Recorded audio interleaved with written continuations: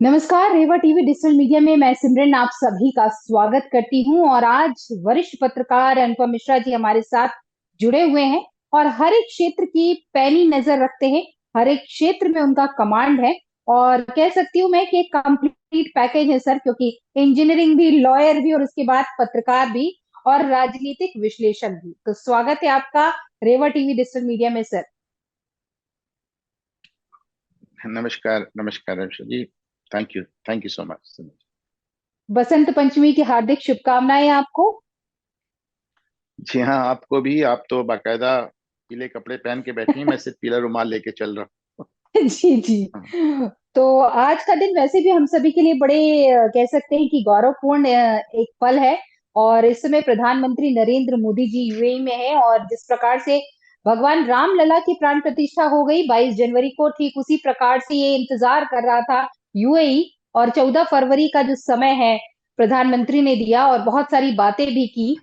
तो एक चीज तो ये है कि 2014 के बाद से हमारे देश में जिस प्रकार से परिवर्तन हुआ, या कहूं मैं कि विकास ने करवट लिया, आज पूरी दुनिया उसको सलाम कर रही है। और दूसरी बात यह है कि आज हमारे भारत देश का बच्चा बच्चा जो है वो प्रधानमंत्री नरेंद्र मोदी और उनके कार्यों को जानता है। और सिर्फ भारत ही नहीं, आज अगर हम बात करें कि एक युग तब भी था जब भारत के प्रधानमंत्री विदेशों में जाते थे और किस प्रकार से साइलेंट मोड पे रहते थे, कोई देखता भी नहीं था, लोग अवॉइड करते थे। वेलकम करने की तो बात आप छोड़ ही दीजिए, मतलब ये है कि बचते नजर आते थे। लेकिन आज देखिए कि प्रधानमंत्री को जाना रहता है तो हर एक देश का जो वो वहां का प्रेसिडेंट हो या वहां का कोई भी बड़ा अधिकारी हो, वो खुद खड़ा होता है और उस प्रकार से वार्म वेलकम करता है और पब्लिक कहती है मोदी मोदी। कैसा लगता है सर? हाँ, देखें सिमरन, मैं बहुत जमाने से राजनीति देख रहा हूँ, कॉलेज के डेज से देख रहा हूँ और जी स्कूल डेज से देख रहा हूँ। हमारे टाइम में तो टीवी वगैरह नहीं होता था, तो पेरेंट्स बच्चों को इनकरेज करते थे कि साहब आप अखबार पढ़ा करें, आपकी लैंग्वेज भी ठीक होगी, आपको जानकारी भी मिलेगी। तो राजनीति में बहुत जल्दी जी से इंटरेस्ट आ गया था। और मैं किसी के प्रति बहुत ज्यादा बायस नहीं हो सकता, लेकिन मैं मानता हूँ कि सभी सरकारों ने अच्छा काम किया, देश में भी किया, विदेश में भी किया। आज हमारे गांव गांव सड़कें बनी हुई हैं, हमारी लिटरेसी रेट बढ़ गया है। हमारे अगर ये हमारी जो लाइफ एक्सपेक्टेंसी है वो बढ़ गई है। तो ये सब एक दिन में 2014 के बाद नहीं हुआ, सब अपने साथ। लेकिन मैं इस बात से आंख नहीं मूंद सकता कि अगर सभी सरकारों ने काम किया तो मोदी सरकार ने ज्यादा काम किया। अभी अगर सभी प्रधानमंत्रियों के विदेश में इज्जत मिलती थी, तो प्रधानमंत्री नरेंद्र मोदी को ज्यादा मिलती है। और इसका मैं एक छोटा सा एग्जांपल दे सकता हूँ, क्योंकि आज प्रधानमंत्री यूएई में हैं। और मतलब जहाँ पे कोई सोच नहीं सकता था, मतलब वहां पे ये वो मुल्क है जहाँ पे गैर इस्लामी बातें करने की आप सोच नहीं सकते थे। आपको अपनी पूजा पाठ तक अलाउड नहीं थी वहां पे। वहां उस मुल्क का बादशाह आपसे कहता है कि साहब लकीर खींचिए, जमीन पे हाथ रख दीजिए, वो जमीन आपकी होगी और मंदिर बना लीजिए। तो ये छोटी बात नहीं है। ये जितने ये मुस्लिम ओआईसी है, जो इस्लामिक मुल्कों का जो एक संगठन है, यहाँ पे हमको एंट्री नहीं मिलती थी, यहाँ पे हम जा नहीं सकते थे। यहाँ यहाँ से रेगुलर हमारे खिलाफ बयानात आते थे। ये लोग, वो लोग जो कभी कश्मीर पे पाकिस्तान का पक्ष लेके हमको गालियां देते थे, वही लोग आज कश्मीर में इन्वेस्टमेंट कर रहे हैं। आप देखिए, वही लोग कश्मीर में इन्वेस्टमेंट कर रहे हैं। वो मुल्क जी। जहाँ पे, वहां वहां पे उनसे बात करने के लिए हमको एक मुसलमान भेजना पड़ता था, हामिद अंसारी को। साहब हामिद अंसारी को भेजेंगे तो कुछ बातचीत हो जाएगी उनसे। उन मुल्कों ने आज एक दो तीन चार पांच छह सात बड़े इस्लामिक मुल्कों ने अपने देश का जो सर्वोच्च नागरिक अवार्ड है, जैसे हमारे यहाँ भारत रत्न होता है, उस तरह उन्होंने अपने जी सर्वोच्च नागरिक अवार्ड उस आदमी को दिया है जिसको हमारे देश के अंदर लोग फाशिस्ट कहते हैं, जिसको लोग कम्युनल कहते हैं। उसको सात बड़े, देखिए मैं गिन रहा हूँ: सऊदी अरब, यूनाइटेड अरब एमिरेट, संयुक्त अरब अमीरात, बहरीन, फिलिस्तीन, अफगानिस्तान, मालदीव और उसके बाद मिस्र, इजिप्ट। जी। अभी उन्होंने जो ऑर्डर ऑफ द नाइल दिया। तो आप बताएं, इस्लामी मुल्कों में अपने देश के सर्वोच्च नागरिक अवार्ड से आपको नवाजा जा रहा है। लेकिन हमारी अपनी कुछ मजबूरियां हैं, हमारे यहाँ कुछ अपनी राजनीति, कुछ हमारे व्यक्तिगत स्वार्थ हैं, उनके चलते हम उनको खारिज करते हैं, उनको गाली देते हैं, हम उनको खारिज करके एकदम फासिस्ट डिक्लेयर कर देते हैं, कम्युनल डिक्लेयर कर देते हैं। तो मैं मानता हूं कि ये हमारी आपकी कुछ मजबूरियां हो सकती हैं जो प्रधानमंत्री नरेंद्र मोदी के योगदान को स्वीकार ना करें। पर हकीकत यह है कि दुनिया मान रही है, दुनिया समझ रही है। पाकिस्तानियों से आप बात करें, उनके वीडियोस आते हैं, वो कहते हैं कि साहब हमारे मुल्क में जिस दिन एक दिन नरेंद्र मोदी पैदा हो जाएगा, हम ठीक हो जाएंगे, हमारा मुल्क ठीक हो जाएगा। आपने देखा कि पुतिन से लेके, ट्रम्प से लेके, बाइडेन से लेके, ऑस्ट्रेलियन प्राइम मिनिस्टर तक, मतलब किस तरह वो मोदी को सुपरस्टार डिक्लेयर करते हैं। किस तरह जैसे पुतिन कहते हैं कि साहब Modi is a very tough negotiator, this way और माई वे और हाईवे, यानी मेरी बात सुनो या अपने रास्ते लगो। आप सोचिए, पुतिन जैसा आदमी आपके लिए कह रहा है, अमेरिकन प्रेसिडेंट आपको अपने चुनाव प्रचार में ले जाता। आप सोचिए, हिंदुस्तान तो छोड़िए, अमरीकी राष्ट्रपति अपने चुनाव प्रचार में मोदी को लेके जा रहा है। तो मतलब बड़ी ये बात। हाँ, बड़ी बात है। और लोगों को इसमें सम्मानित महसूस करना चाहिए, गर्व महसूस करना चाहिए। और सिमरन, आप देखें कि जिस दिन मैं आज से 4 महीने पहले जब कतर में भारतीय नौसैनिकों को मौत की सजा हुई, तो मैंने अपने उस 4 महीने पुराने ट्वीट को रीशेयर किया है। उसमें मैंने लिखा है कि किसी को घबराने की कोई जरूरत नहीं है, और मौत की सजा तो बहुत दूर की बात है, कारावास भी नहीं होगा, सारे कैदी छूट कर सकुशल घर वापस आ जाएंगे। राजनीतिक मामला है, मोदी जी हल कर लेंगे। और आज मुझे लोग कह रहे हैं साहब आपने 4 महीने पहले कह दिया था, आपको कोई जानने में कोई जानकारी नहीं थी। लेकिन मुझे कम से कम ये तो नजर आता है कि मोदी की विदेश नीति में कहीं कोई फर्क नहीं है, कहीं कोई अंतर नहीं है। अब वो छुड़ा लाए तो आप कहते हैं शाहरुख खान छुड़ा लाए, भी बेहूदगी है, ये पागलपन है। हाँ, अब इसको इसको जी। इसका इसका हाँ, तो अब मुझे सिर्फ एक अफसोस है कि मोदी विरोध में आप भारत विरोध करने लगते हैं। तो ये निहायत ही अफसोसजनक बात है। और कई बार ये होता है कि एक संवैधानिक पद पर बैठा हुआ व्यक्ति है, उसको किस किस टोन में, किस किस भाषा में, किस किस परिभाषा में उनको व्यक्त किया जाता है। और कई बार आपको नहीं लगता है कि जैसे ही इलेक्शन का टाइम आता है, कांग्रेस पार्टी के द्वारा इस प्रकार का बयान दिया जाता है कि उसका फायदा उल्टे ही बीजेपी को हो जाता है। कभी आप कहते हैं कि भैया वो चाय वाला है, एक चाय वाला कैसे प्रधानमंत्री पद का दावेदार हो सकता है। फिर आप कहते हैं कि वो चौकीदार है, चौकीदार तो चोर होते हैं। तो जितने भी चौकीदार वाली कम्युनिटी थी उनको बड़ा दिल से लग गया। उसके बाद आपने कहा पनौती है, तो विधानसभा सारे, जहां आपने देखा कि किस प्रकार से पूरी नीच पिक्चर ही बदल नीच गई। भी नीच भी कहा। नीच, कई लोग राक्षस तो कहते हैं, मतलब। नहीं, इसका एक कारण है सिमरन, आप देख लेना कि अगर आप किसी डिक्टेटर को आप गाली दे के बच नहीं हम्म। सकते। अगर आप डिक्टेटर को गाली दे रहे फिर वो डिक्टेटर है कहाँ? अगर वो डिक्टेटर होता तो आप गाली कैसे दे लेते? आपने ममता बनर्जी का कार्टून बनाया और एक प्रोफेसर को जी। उठा के उन्होंने जेल में डाल दिया, तो समझ में आ गया डिक्टेटरशिप क्या होती है। तो अगर वो डिक्टेटर होते तो फिर ये संभव नहीं होता ना कि आप उन्हें गाली दे लेते और गाली देके बच भी लेते। अब ये एक अजीब सी बात है। अच्छा देखिए, कभी आपने सोचा है सिमरन कि ऐसा कैसे कि कांग्रेस बार बार मोदी को गाली देती है, उस गाली देने का खामियाजा उसको भुगतना पड़ता है, चुनाव हारते हैं और अगले चुनाव में फिर गाली देते हैं। इसका एक कारण है। इसका एक कारण इस तरह है कि आप हम और आप दोनों और हमारे व्यूअर्स, जी।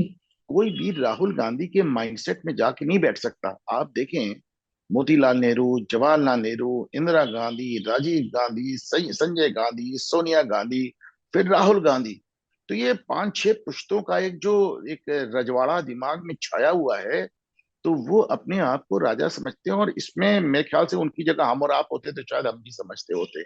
तो उनके दिमाग का जो असर है वो जा नहीं रहा है, वो आज भी अपने आगे किसी को समझने को तैयार नहीं है। फिर उनके अगल बगल जो एक टीम है जो उनको हर बात पे कहती है, हम्म। वाह सब कमाल कर दिया, जिसे कहते हैं ना भाई तुझ पे जा कुर्बान, एक टीम बना रखी है। अखिलेश यादव ने अखिलेश ने भी बना रखी है, जी। राहुल ने भी बना रखी है। ये कुछ भी करते हैं, लोग कहते हैं साहब कमाल कर दिया, साहब आग लगा दी, साहब वो तो ऐसे इसलिए हार गए, इसलिए हार गए, वरना आप में तो कोई कमी नहीं है। तो एक इनके इनका एक दिमाग, हमसे लोग अक्सर कहते हैं सिमरन कि भाई राहुल गांधी ये इतने बड़े नेता हैं, उनके पास टीम इतनी खराब क्यों है जो उनको ऊट पटांग मटेरियल ला के देती है। तो मैं कहता हूँ भाई वो टीम ना हमने बनाई ना आपने बनाई, ये भी सोचिए वो टीम बनाई किसने? खुद राहुल गांधी ने। तो जैसा नेता होता है वैसी टीम बनती है। अब मैं उदाहरण के लिए, आप बिल्कुल। देखिए, प्रधानमंत्री नरेंद्र मोदी ने अभी एक इशू उठाया। उन्होंने कहा कि साहब कर्पूरी ठाकुर तो वो आदमी थे, आज आप उनकी बात करते हैं, उनको आपने बिहार में विपक्ष के नेता का वो नहीं दिया, क्या नाम है, स्तर। अब सब बड़ा हड़कम मच गया पत्रकारों के बीच में। ये घटना सिमरन किसी को याद ही नहीं थी। अब बड़े साहब रिकॉर्ड्स खंगाले गए कि ये घटना कब हुई, तो पता चला फलाने साल में ऐसा ऐसा ऐसा हुआ था। ये दिखाता है कि प्रधानमंत्री मोदी के पास कैसी टीम है। और दूसरी अब राहुल गांधी की टीम है जो कि कुंभकर्ण योजना बनाती है, जो उटपटांग मतलब उनको बातें समझाती है, जो कहती है आप गाली दे दीजिए और आपके गाली देने से ही सब कुछ ठीक हो जाएगा। आप सावरकर को गाली दीजिए, आप आरएसएस को गाली दीजिए, आप मोदी को गाली दीजिए। अभी हाल में मैं ये राहुल गांधी का बयान देख रहा था। आमतौर पे तो थोड़ा सहमित रहते हैं, उस दिन कह रहे थे मोदी ऐसा है, इतना करता है, वो करता है। सब आप देश के प्रधानमंत्री की बात कर रहे हैं। और ये बात एक बार नरसिम्हा राव ने कही थी कि सोनिया जी मुझे बेइज्जत करती हैं, और नरसिम्हा राव होने के तौर पे और जिंदगी भर का कांग्रेसी होने के तौर पे मैं बेइज्जती बर्दाश्त कर सकता हूँ। पर मुझे लगता है कि सोनिया गांधी को भारत के प्रधानमंत्री को बेइज्जत करने का कोई हक नहीं। और उस समय वो प्रधानमंत्री थे। तो साहब जब उन्होंने अपनी ही पार्टी के प्रधानमंत्री को बेइज्जत कर दिया, तो आप नरेंद्र मोदी के लिए उनसे क्या अपेक्षा करेंगी। और छोटी सी बात उनको समझ में नहीं आ रही कि आपके सारे, मैं आपको इसको एक एग्जाम्पल देता हूँ। आज किसान आंदोलन में मैं देख रहा था, किसान जो है रबड़ की गेंद, वो टेनिस बॉल लेके घूम रहे थे। तो उनसे पूछा गया साहब आप बिल्कुल। टेनिस बॉल क्यों लिए है। तो उन्होंने कहा कल हम ड्रोन को गिराने के लिए पत्थर मार रहे थे, वो पत्थर लौट के हमारा ही सर फोड़ रहे थे। तो हम लोग में से कई लोगों का सर फूट गया, तो आज हम टेनिस बॉल लेके आए हैं। तो बस ये उस मोदी को ड्रोन समझ लीजिए और राहुल गांधी को पत्थर मारने वाला समझ लीजिए, और ये घूम के वापस कांग्रेसियों का सर फोड़ रहा है। लेकिन इनके बात समझ में जी। नहीं आ रही, और ये इसको टेनिस बॉल में बदलने को भी तैयार नहीं है। किसान आंदोलन की बात निकली है, आप देखिए कि 2019 के टाइम की भी बात अगर मैं कर लूं, या फिर आप विधानसभा चुनाव जब होते हैं तब की बात कर ले, कोई ना कोई इस प्रकार का एक ड्रामा क्रिएट होता है। चाहे वो साउथ में अगर इलेक्शन हो रहा है तो बुर्का और नकाब की बात शुरू हो जाती है। अब ये किसान आंदोलन, इसको किसान आंदोलन एक्चुअली नहीं कहना चाहिए, क्योंकि किसान जो है, रियल किसान जिसको कहते हैं, एक फार्मर है, वो खेती में जाकर अपनी मेहनत कर रहा होता है। वो उसको देख रहा होता है कि उसकी फसल कब पकेगी, कब काटना है, कब बुआई करना है। उसके पास इतना टाइम नहीं है। और दूसरी बात, जिस प्रकार से मर्सिडीज गाड़ियों का रेला निकल रहा है, तो ये भी सोचने वाली बात है कि एक आम किसान के पास क्या इतनी बड़ी बड़ी गाड़ियां होंगी। और दूसरी, उस समय के अगर आंदोलन को देखिए तो बहुत सारा आपने देखा होगा कि सारी सुविधाएं वहां पर थी। तो ये आंदोलन था या इस प्रकार से षड्यंत्रकारी जो है, आज बात कर रहे हैं कांग्रेस की तरफ से एक बयान आया है कि भैया पंजाब और बात कर रहे हैं हरियाणा, वो अलग देश हैं। आप सोचिए, भारत में रहते हुए आप अलग देश की बात कर रहे हैं, और कुछ लोग वहां पर कांग्रेसी लोगों से मिलने भी आते हैं।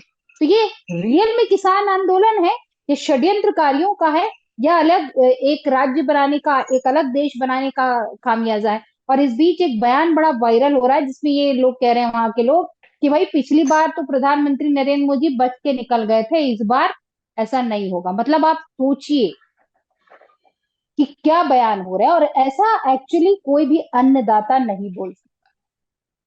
क्या कहेंगे? अब देखिए, जहां तक अन्नदाताओं का सवाल है, मैं दो बातें कहूंगा। शुरुआत करता हूं मैं योगेंद्र यादव के उस वायरल वीडियो की जो उन्होंने 2022 के विधानसभा चुनाव के बाद दिया था। उन्होंने उन्होंने कहा था कि साहब पिच हमने वाले। तो किसान, एकदम सीधे नंगेपन के साथ और बेशर्मी के साथ, आपको वो वीडियो अपने चैनल पे दिखाना चाहिए, जिसमें योगेंद्र, मैंने जी। ट्वीट किया उसको, जिसमें योगेंद्र यादव कह रहे हैं कि साहब हमने तो किसान आंदोलन के बहाने उत्तर प्रदेश में एक राजनीतिक पिच बनाई थी कि अखिलेश यादव इस पे बढ़िया बॉलिंग कर लेंगे। अब आप नहीं बॉलिंग कर पाए, नहीं आउट कर पाए भाजपा को, तो हम क्या करें। अब ये बेशर्मी की इंतहा है। अच्छा, बहरहाल हम अपने व्यूअर्स को ये भी देखिए, दो बातें। पहली बात, तो जब आप सरकार के सामने डिमांड रखते हो, तो उस सरकार के सामने डिमांड रखते हो जो कुछ कर सकती है। ये सरकार अभी 15 दिन में जहां अधिसूचना जारी हुई, कोई भी फैसला लेने से रुक जाएगी। तो आप जाती हुई सरकार से हमेशा क्यों डिमांड करते हो। जाती हुई सरकार से हमेशा डिमांड इसलिए होती है, आती हुई सरकार से नहीं होती, जी। क्योंकि आ गई सरकार 5 साल रहेगी। जाती हुई सरकार से इसलिए डिमांड होती है क्योंकि उस समय चुनाव आ गया होता है। ये सारे आंदोलन चुनाव में क्यों आते हैं। अब आप ये देखें, 2022 में आए, अब 2020 में आए, अब यहाँ आ गए। अब देखें इनकी इनके डिमांड्स क्या हैं, जरा हम अपने व्यूअर्स को बता दें।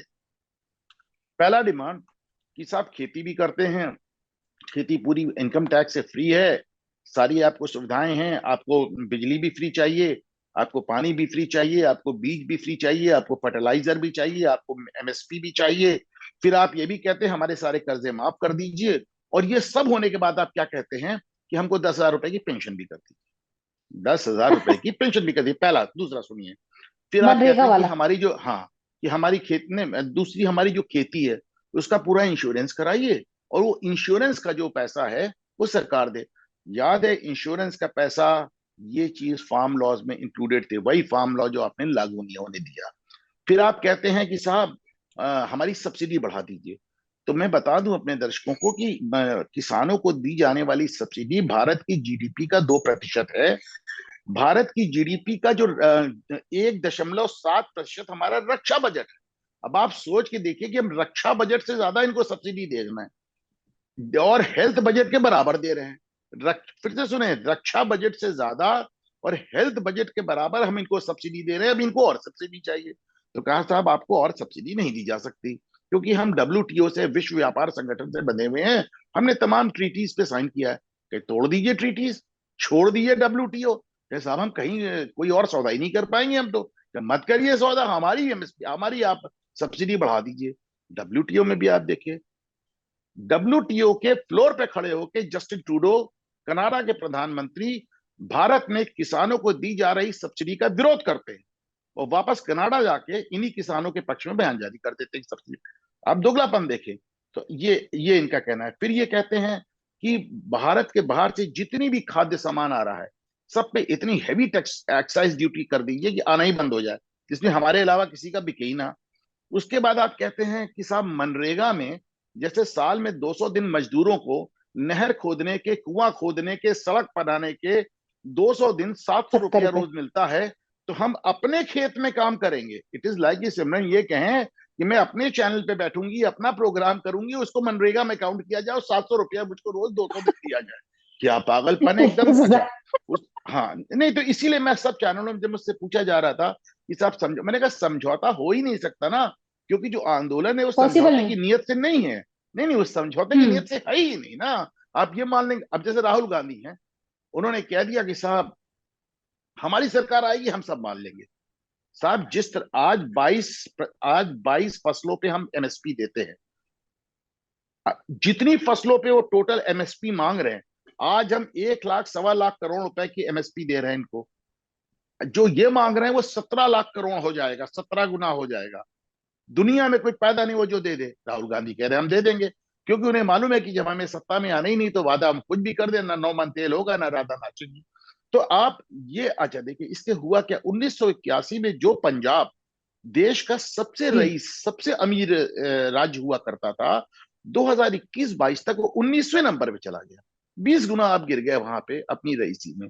आप कर्जे के लिहाज से पूरे 28 प्रदेशों में सबसे ज्यादा कर्जा, जीडीपी का 53-54% पंजाब के ऊपर है।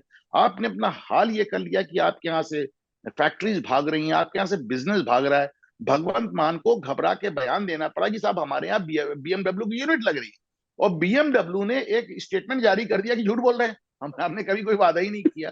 तो ये इनका आप देखिए हाल है। तो मेरा एक, अच्छा दूसरी बात, कहीं ना कहीं केजरीवाल अपनी गिरफ्तारी को रोकने के लिए उन्होंने एक एकता आंदोलन ये शुरू किया था, कि केजरीवाल का बहुत बड़ा रोल है। पिछली बार जब केजरीवाल हम्म। विधानसभा चुनावों में लड़ रहे थे, तो वो तमाम उन घरों में जाके नाइट स्टे करते थे जहां पे कोई ना कोई आतंकवादी मारा गया था। उन्होंने फिर से खालिस्तान आंदोलन को जिंदा किया है। उन्होंने ये अराजकता, शहीद आप का देखिए दर्जा। इनके जो, हाँ हाँ, जो इनके ट्रैक्टर्स है वो टैंक बना के लाए गए। उन पे चेन वाले पहिए हैं, वो टैंक बना के आप लाए हैं। तो केजरीवाल बाकायदा सरकारी मदद से इन किसानों को हरियाणा बॉर्डर में ठेल रहे हैं, सरकार पे दबाव बना रहे हैं कि साहब हम आंदोलन खत्म करा देंगे, हमारी गिरफ्तारी मत करो, मनीष सिसोदिया को मत छोड़ो, संजय सिंह को नहीं छोड़ो, जैन को नहीं छोड़ो, और जिसको चाहो पकड़ लो, सौरभ भारद्वाज को भी ले जाओ, मुझे गिरफ्तार नहीं करो, जो केजरीवाल का अंदाज है। हाँ, लेकिन सरकार है कि मानने को तैयार नहीं। अच्छा देखें एक चीज और समझे, हम्म। वो सरकार जिसने फार्म लॉस पे समझौता कर लिया था, उस पे भी मैंने कहा था जी। म्यूनिक की संधि है। म्यूनिक की संधि यानी कि जब जर्मनी ने, हिटलर ने पोलैंड पे कब्जा किया था, तो उस समय जो ब्रिटेन ने कह दिया, फ्रांस ने कह दिया, म्यूनिक में एक समझौता कर लिया, अच्छा ठीक है आप रख लीजिए पोलैंड। लेकिन बात वहां खत्म हम्म। नहीं हुई, हिटलर के हौसले बढ़ गए, वो और आगे आ गए और द्वितीय विश्व युद्ध हुआ। तो मैंने कहा कि साहब जो योगी मोदी ने फार्म लॉस पे जो पीछे हटे हैं, ये म्यूनिक की संधि है, लड़ना तो आपको पड़ेगा। और देखिए आज लड़ाई हो रही है। अंतर सिर्फ इतना है कि ये पुराने वाले मोदी और पुरानी वाली सरकार नहीं है जिसने आपके सामने 2 साल पहले समर्पण किया था। आज मोदी अपनी जीत को लेकर इतना आश्वस्त है। देखिए मैं आपको बताऊं सिमरन, पहले जो बजट एक आप पेश किया जाता था चुनाव के पहले, इसको वोट एन अकाउंट कहते थे हम लोग जब स्कूल में थे। बाद में इसको अंतरिम बजट कहा जाने लगा। और अंदर। अंतरिम बजट को जो, हम्म। हाँ, जो चुनाव के पहले होता है उसमें ढेर सारी रेवड़ियां बढ़ती हैं, टैक्स कंसेशन दिए जाते हैं। ये ध्यान रखें कि चुनाव आने वाले हैं। ये मेरे जीवन का पहला अंतरिम बजट है जिसमें कोई टैक्स कंसेशन नहीं दिया, कोई रेवड़ी कुछ नहीं नहीं। दी। ये दिखाता है कि प्रधानमंत्री मोदी अपनी तीसरी टर्म को लेकर कितने आश्वस्त हैं। और आप देख लीजिए, दिल्ली तो बहुत दूर की बात है, पिछली बार तो आप लाल किले पे चढ़ गए थे, इस बार तो 2 दिन हो गया, आप हरियाणा नहीं घुस पाए। दिल्ली तो दूर है, आप हरियाणा नहीं घुस पाए सफर। तो हाँ, तो अच्छा। और इस बार मैंने देखा भी कि ना मियाँ खलीफा का ट्वीट आ रहा है, ना रिहाना का आ रहा है, ना ग्रेटा थनबर्ग का आ रहा है, ना जस्टिन जयंत ट्रूडो का चौधरी ने बयान आ पाला। रहा है।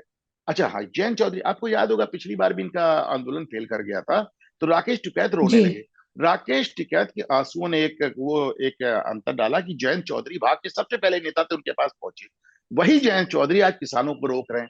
हकीकत यह है कि ये किसानों का आंदोलन ना होकर पंजाब के किसानों का आंदोलन हो गया है, क्योंकि एक बार फसल बो देते हैं, उसके बाद 6 महीने खाली हो जाते हैं। इस बीच उनके पास बीएमडब्ल्यू भी होती है, उनके पास लंगर भी होता है, उनके पास दारू भी होती है, उनके पास ट्रैक्टर्स भी होते हैं। अब उनका तमाशा शुरू है। अब देखिए, बात कर रहे हैं वो खालिस्तान की, बात कर रहे हैं अलग मुल्क बना की, बात कर रहे हैं मोदी को जान से मारने की। ये किस तरह की चीजें हैं? बात, आप खालिस्तान, आप वहां पे किसानों का आंदोलन लेके आए हो, बात कर रहे हो मणिपुर की। तो ये एकदम साफ नजर आता है। और एक अच्छी बात ये हुई कि शायद पता नहीं किस नशे में और किस झोंक में योगेंद्र यादव ने खुद ही अपना वीडियो भी जारी कर दिया। लोगों को समझ में आ रहा है। और आप देखिए, इस बार अंतर्राष्ट्रीय, राष्ट्रीय मीडिया और हर स्तर पे और पब्लिक के बीच से इनको रिस्पांस बहुत कम हो गया है। जी बिल्कुल, योगेंद्र यादव बनाम सलीम साहब। और एकदम टाइम पे वीडियो उनका वो वायरल हुआ है। एक चीज और है कि जब ये आंदोलन पिछली बार हो रहा था तो सब यही क्वेश्चन करते थे कि सरकार के पास तो प्रशासन है, सरकार के पास आर्मी है, ऐसे लोगों को वहां से हटाती क्यों नहीं? क्योंकि इनका आंदोलन जो होता है वो रोजमर्रा की जो नौकरी करने निकलते हैं उनके लिए सबसे बड़ा सिरदर्द होता है, क्योंकि ट्रैफिक का प्रॉब्लम होता है। और दूसरी बात यह है कि जो मजमा लगा के ये लोग वहां पर सारे कुकृत्य किए जाते हैं, तो इसलिए वो दिखता भी है। टीवी चैनल्स वाले, खासकर जो लुटियन मीडिया वाले आते हैं, जो घड़ियाली आंसू रोते हैं कि भाई किसान जो है बेचारा धूप में बैठा है, भूखे प्यासे बैठा है, और उसके बाद फिर वीडियो वायरल होता है कि बकायदा वहां पर बिरयानी बन रही है, नॉनवेज चल रहा है, और स्पा भी है उसके साथ, आप सारा कुछ और कार्यक्रम और चल रहा और है। और औरतों के साथ बलात्कार हुआ है पिछले किसान आंदोलन बिल्कुल में, आपको बिल्कुल। याद होगा। और एक को तो इन लोग ने मार के टांग दिया था। ये क्या प्रूफ करना चाह रहे थे? कोई भी अन्नदाता कभी किसी को इस प्रकार से बेदर्दी से मारने के बाद उसका वीडियो बनाकर सरकार को ये दिखाता नहीं, क्योंकि अन्नदाता जो होता है जिसकी हम इज्जत करते हैं, वो खेत खलियान में धरती माँ से बहुत प्रेम करता है, अपनी फसलों से बहुत प्रेम करता है। और जहां पंजाब के ही किसान क्यों वहां पर है, आप सोचिए, मध्य प्रदेश और उत्तर प्रदेश जहां पर सबसे ज्यादा एक कह सकते हैं कि सहयोग होता है किसानों का, पंजाब के किसानों का कितना है? जो हमेशा कहते रहते कि पंजाब पंजाब पंजाब। एक समय था जब नंबर वन थे आप, लेकिन आज कहीं नहीं है। 19वें स्थान पे। और कर्जे में डूबे हैं, लेकिन कर्जे में डूबने के बाद आप देखिए कि पेपरों में 3-3 पेज के इनके फुल पेज ऐड आते हैं। उतना केजरीवाल कहीं ये पैसा सरकार, लगा देते। आम आदमी पार्टी सरकार काम के नाम पे विज्ञापन ही तो देती है, आप देखिए सलमान। और एक बात यह कि इस बार उत्तर प्रदेश के जो है किसान उसमें नहीं है, हरियाणा के किसान उसमें नहीं है, सिर्फ और सिर्फ पंजाब के किसान हैं। और राकेश टिकैत जैसे लोगों का एक तरह से पोल खुल, अच्छा देखिए, आपको क्या लगता है राकेश टिकैत अब तक मौके पे क्यों नहीं पहुंचे? इसलिए नहीं पहुंचे कि कहीं ना कहीं उनकी अपनी हैसियत ऐसी हो गई। आपको देखा ना 2022 में राकेश टिकैत के गांव में राकेश टिकैत हार गए, उनका कैंडिडेट हार गया। तो बिल्कुल। आपको अपने गांव से समर्थन नहीं मिल रहा है साहब। अब चीजें धीरे धीरे साफ हो रही हैं और लोगों को समझ में आ रहा है कि अन्नदाता सम्मेलन नहीं है। देखिए, ये वो देश है जहाँ पे जय जवान जय किसान नारा दिया जाता था। ये वो देश है जो अन्न को पूछता है, ये वो देश है जो अन्नदाताओं का सम्मान करता है। लेकिन एक प्रदेश के किसान जिस तरह का बिहेवियर कर रहे हैं, मुझे बहुत दुख से कहना पड़ रहा है कि पूरी अन्नदाता बिरादरी को ये बदनाम कर रहे हैं। आप असली किसानों को देखिए, मैं आपको एक फैक्ट याद दिला दूं सिमरन, कि सुप्रीम कोर्ट ने कृषि लॉज को, कृषि कानूनों को लेकर एक कमेटी सेटअप की थी। जब तक उस कमेटी की रिपोर्ट आई तब तक प्रधानमंत्री मोदी कृषि कानूनों को वापस ले चुके थे। तो उस कमेटी ने ये रिपोर्ट दी कि 85% किसान कृषि कानूनों के फेवर में थे। 15% किसानों ने, और ये सुप्रीम कोर्ट की कमेटी थी, ये सुप्रीम कोर्ट की कमेटी थी, सुप्रीम कोर्ट ने खुद बनाई थी ये कमेटी। उसने, लेकिन जब तक उसकी रिपोर्ट आई तब तक ये कानून वापस हो चुके थे। उसने कहा कि 15% किसानों ने 85% किसानों के खिलाफ जाके कृषि कानूनों को खारिज करा बिल्कुल। और जो किसान है जिनसे मेरी बात होती वो ये कहते हैं कि अगर कानून बन जाता तो हम माला माल होते, क्योंकि सारी की सारी फसल जो है वो कॉरपोरेट को चली जाती, इवन बीज खाद सबका पैसा मिलता। अब आप सोचिए कि जब प्रधानमंत्री नरेंद्र मोदी जी जब ये कानून वापस ले रहे थे तो बड़े भरे मन से उन्होंने कहा था कि कानून तो हम लाए थे हमारे अन्नदाता के लिए, लेकिन कहीं ना कहीं कमी रह गई और उसको हम इम्प्लीमेंट नहीं कर पाए। नरेंद्र सिंह तोमर उस समय केंद्रीय किसान मंत्री भी थे, और जिस प्रकार से कहना चाहिए कि पब्लिक के बीच में पहुंचना था इन योजनाओं को, जैसे बहुत सारी योजनाएं केंद्र सरकार राज्य सरकार अपने स्तर पर लेकर आती है, तो पब्लिक तक पहुंचने में आपको नहीं लगता कहीं थोड़ी सी कमी तो रह गई थी? क्योंकि उन्होंने खुद स्वीकार मैं किया था मानता अपने हूं कि भाषण में। मैं भाजपा सरकार की कमी इसलिए मानता हूं क्योंकि मेरा मानना है कि देखिए देखिए कानून बनते कैसे हैं। कानून जैसे नेशनल एजुकेशन पॉलिसी मोदी सरकार ने बनाई, 6 साल तक लोगों से फीडबैक लिया गया, कई लाख लोगों का फीडबैक लिया गया, कमेटीज बैठाई गई। 6 साल के बाद उन्होंने कहा, मैं मानता हूं कि जब आप एक कृषि कानून जैसी चीज बना रहे थे तो आपको पहले साल, 1.5 साल, 2 साल किसानों के बीच में अवेयरनेस लानी चाहिए, किसानों को बताना चाहिए ये क्या चीज है। अब जैसे CAA कानून आया, लोग खड़े होकर कहने लगे साहब ये तो नागरिकता छीनने का कानून है। अमित शाह कहते ही चले गए कि साहब इसमें नागरिकता छीनने का तो क्लॉज ही नहीं है, पर उनकी किसी ने नहीं सुनी। तो ये जो भाजपा सरकार का जो चौंकाने का तरीका है, एकदम से कोई कानून ना लेके आ जाने का, इसमें मैं ईमानदारी से मैं भाजपा सरकार की कमी मानता हूं। मुझे लगता है कि आपको पहले साल, 2 साल किसी कानून के पक्ष में माहौल बनाना चाहिए, लोगों को अवेयर करना चाहिए, किसानों को बताना चाहिए कि देखिए, गांव गांव जाके बताना चाहिए कि देखो ये कानून है, इससे ये फायदा होगा, उसके बाद कानून लेके आना चाहिए। अभी बहुत आसान है, एक इतना बड़ा टूल किट है जिसने चारों तरफ फैलाना शुरू कर दिया कि कृषि कानून ऐसे हैं कि किसानों की जमीन बिक जाएंगी, किसान अपनी जमीन में गुलाम हो जाएगा, फलाना हो जाएगा, ठिकाना हो जाएगा। और देखिए मजेदार बात देखिए, जिसको मुझे लगता है कि एकदम आयरनी की एक लिमिट, कृषि कानून इस देश में ज्योति बसु ने लागू किया था वेस्ट बंगाल में, और वो आज तक चल रहा है। वो 35 साल बाद आज भी चल रहा है। वो कानून लेके आए, कृषि कानून वो है जो कांग्रेस ने अपने मैनिफेस्टो में वादा किया था। कृषि कानून वो है जो वामपंथी 35 साल से पश्चिम बंगाल में चला रहे हैं।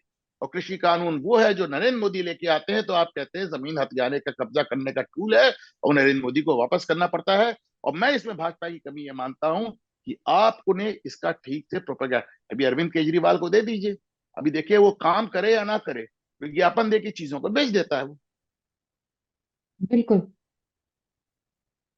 उसको एक्चुअली मीडिया मैनेजमेंट करना आता है, और बकायदा वो जितना करता नहीं है, स्मार्ट स्कूल की बात ले लीजिए, चाहे हेल्थ की बात ले लीजिए, किसी की भी बात ले लीजिए, इतने बड़े बड़े ऐसा ना, ऐड, इतनी देखिए इसमें ऐसा है कि थॉटफुल। जिस आदमी ने एकदम, मुझे देखिए मैं किसी के लिए इतना कटु बोलता नहीं हूँ, पर आम आदमी पार्टी जी। को 11 महीने मैंने अपनी जेब से चंदा दिया है। मुझे बड़ी इनसे उम्मीद थी, जी। मुझे बड़ी इनसे कुंठा है। हैं, मतलब अरविंद जी। केजरीवाल को कोई बिल्कुल दिक्कत नहीं होती एक दिन ये कहने में कि मेरी नानी कहती थी कि उस मंदिर में नहीं जाना, और दूसरे दिन ये कहने में कि हम्म। मैं अपनी पत्नी, माँ बाप सबके साथ वहां पहुंच गया अपनी नानी की आत्मा को सौंपाने। तो अरविंद केजरीवाल जो कि हर जी। साल वादा करते हैं यमुना साफ हो जाएगी, अरविंद केजरीवाल जो हर हम्म। चुनाव के पहले इल्जाम लगाते हैं और हर चुनाव के बाद अपनी पूरी कैबिनेट के साथ कोर्ट में जाके माफी मांग लेते हैं, आधा दर्जन बार वो कोर्ट से माफी मांग चुके हैं। तो भाई अब इस सब का तो कोई जी। इलाज है नहीं। और अब एक चीज और समझ में आई कि अरविंद केजरीवाल ने एक ऐसा ट्रेंड शुरू कर दिया कि राहुल गांधी भी इल्जाम लगाते हैं, बाद में जाके 2 बार कोर्ट में वो भी 3 बार माफी मांग चुके हैं। अभी आपने तेजस्वी यादव को देखा, उन्होंने पूरे गुजरातियों को चोर कर दिया, कल उन्होंने माफी मांग ली। ये एक बढ़िया ट्रेंड शुरू हुआ कि चुनाव के समय बयान दो, घटिया बयान दो, उसका लाभ उठाओ, चुनाव खत्म हो जाए तो कोर्ट में जाके माफी मांगो। बिल्कुल।